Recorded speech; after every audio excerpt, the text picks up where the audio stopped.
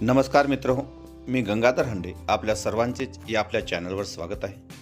तर मित्रो, आज आपण या व्हिडिओ अंतर्गत 10वी बोर्ड परीक्षेसाठी अंतर्गत मूल्यमापन, त्यामध्ये मराठी, हिंदी व इंग्रजी या विषयांची प्रश्नपत्रिका कशी असते याविषयी संपूर्ण माहिती आपण या व्हिडिओ अंतर्गत पाहणार आहोत।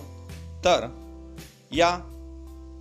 यामध्ये आपण प्रश्नपत्रिका कशी असते, त्याचबरोबर गट कसे करावेत, गुणदान कसे करावे आणि स्वाध्याय कसा द्यावा व कोणता द्यावा याविषयी सविस्तर माहिती आपण या व्हिडिओ अंतर्गत पाहणार आहोत। तर मित्रहो, यामध्ये आपणास 2 गट करायचे आहेत। त्यामध्ये प्रश्न पहिला अ जो आहे तो म्हणजे श्रवण कौशल्य 5 गुण, प्रश्न पहिला ब जो आहे तो म्हणजे भाषण कौशल्य 5 गुण, प्रश्न दुसरा अ स्वाध्याय 1 5 गुण आणि प्रश्न दुसरा ब स्वाध्याय 2 असे 5 गुण। एकूण भाषा विषयांचा जो पेपर आहे तो 20 गुणांचा असेल। यामध्ये आपणास 10 गुणांची परीक्षा घ्यायची आहे आणि 10 गुणांचा स्वाध्याय द्यावयाचा आहे। तर यामध्ये आपण पाहूया की प्रश्न पहिला अ जो आहे तो म्हणजे श्रवण कौशल्य। मग यामध्ये खालीलपैकी कोणताही एक घटक आपणास निवडायचा आहे। त्यामध्ये पहिला घटक आहे गद्य आकलन, दुसरा घटक आहे ऐका आणि लिहा। यामध्ये आपणास शब्द किंवा वाक्य द्यावयाचे आहेत। जर आपण शब्द दिले तर 10 शब्द आणि वाक्य दिले तर 5 वाक्य। त्यानंतर तिसरा जो घटक आहे तो म्हणजे पद्य आकलन आणि चौथा घटक आहे तो म्हणजे श्रवण ऑडिओ क्लिप। यापैकी कोणताही एक घटक आपणास निवडायचा आहे। आज आपण दुसरा घटक निवडलेला आहे। त्यामध्ये एका प्रश्नपत्रिकेमध्ये आपण 10 शब्द दिलेले आहेत व दुसऱ्या प्रश्नपत्रिकेमध्ये 5 वाक्य दिलेले आहेत। त्यानंतर प्रश्न पहिला ब जो आहे तो म्हणजे परीक्षकाच्या निरीक्षणानुसार माध्यमांची नोंद, खालील कोणताही एक घटक आपणास निवडायचा आहे।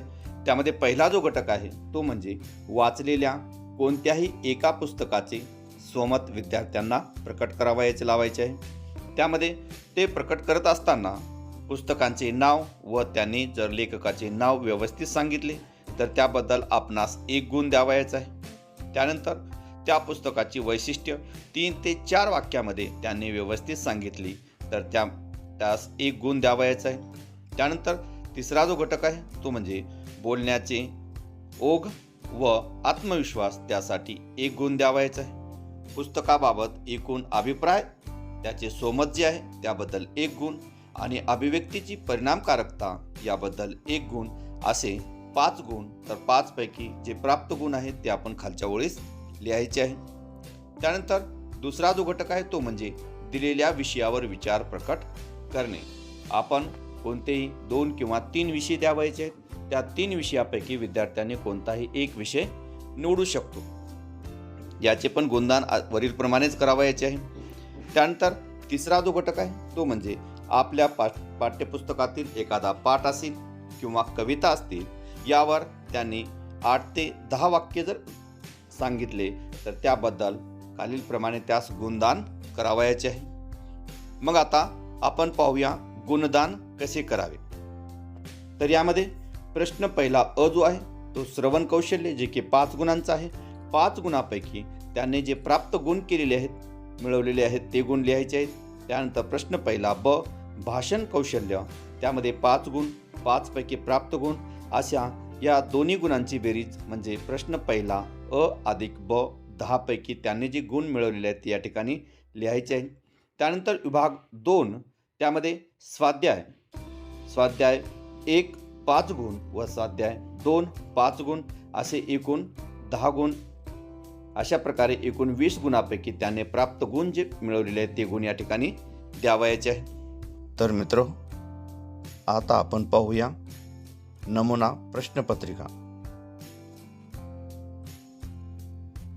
आपण विद्यार्थी संख्येनुसार विद्यार्थ्याचे 2 किंवा 3 गटामध्ये विभागणी करायची आहे।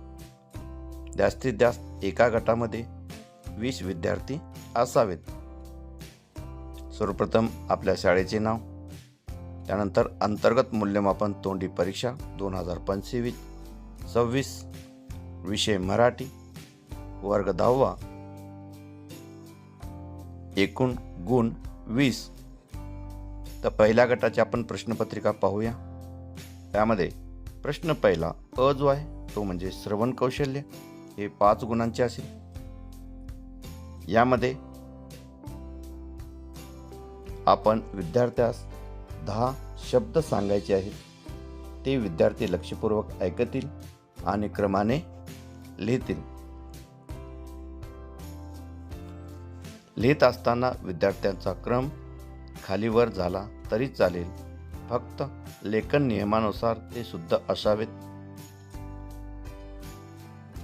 त्यानंतर प्रश्न पहिला ब जो आहे तो म्हणजे भाषण कौशल्य, हे पण 5 गुणांचे असेल.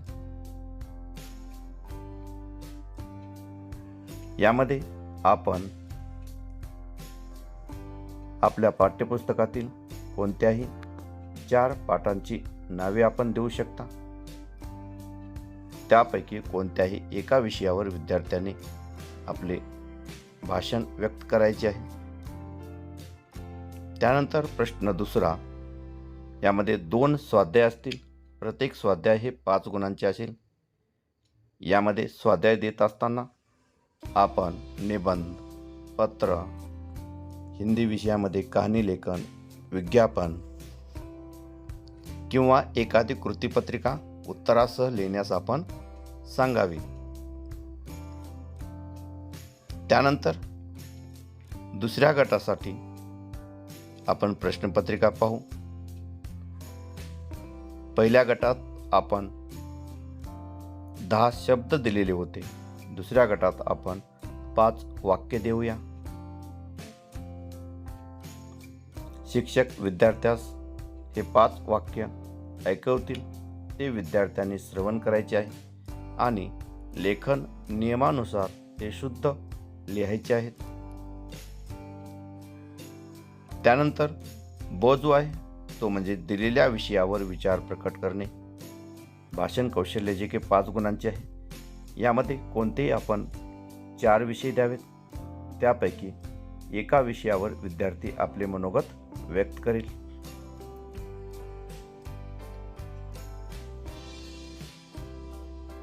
त्यानंतर प्रश्न दुसरा जो आहे त्यामध्ये 2 स्वाध्याय